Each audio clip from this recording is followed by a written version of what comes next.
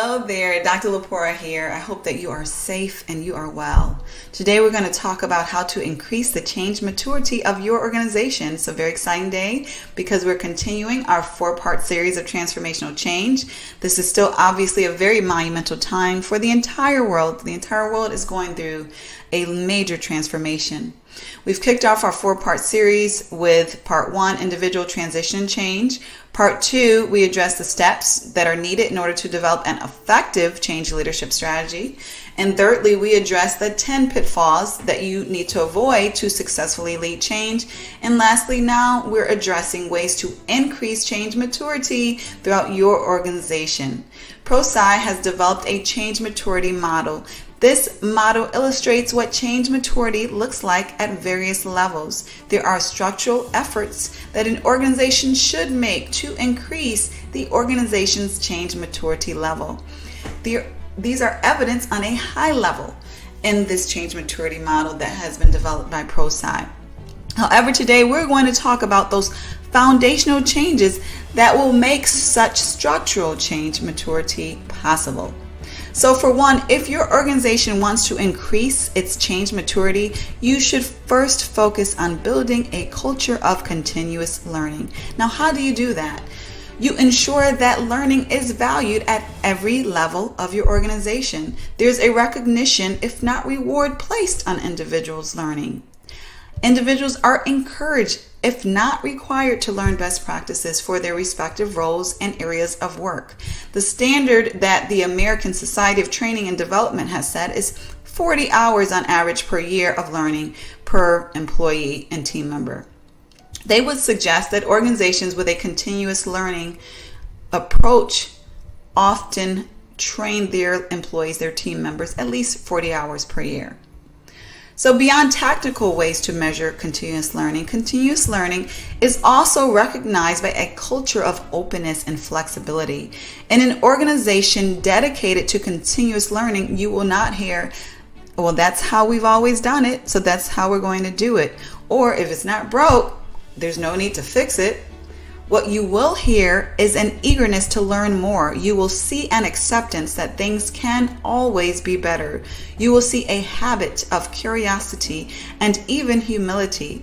Organizations of continuous learning understand that good is the enemy of great and that there are no perfect organizations.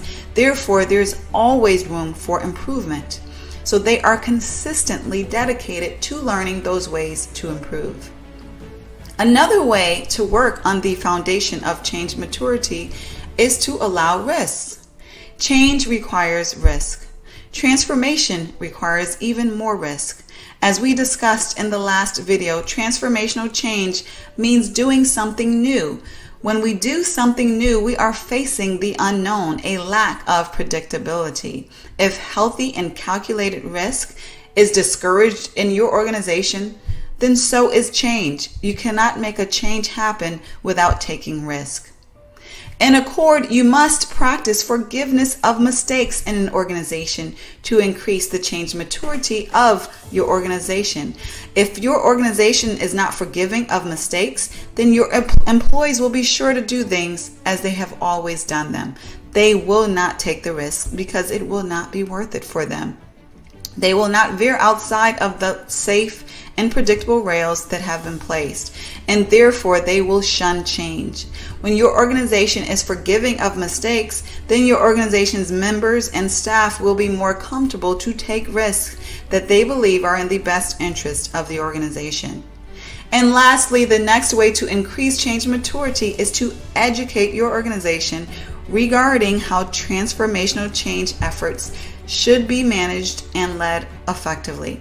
Sure, there are differences in change efforts. However, there are rigorous practices and methodologies that should be followed. There are components of change management that should be understood at every level of your organization.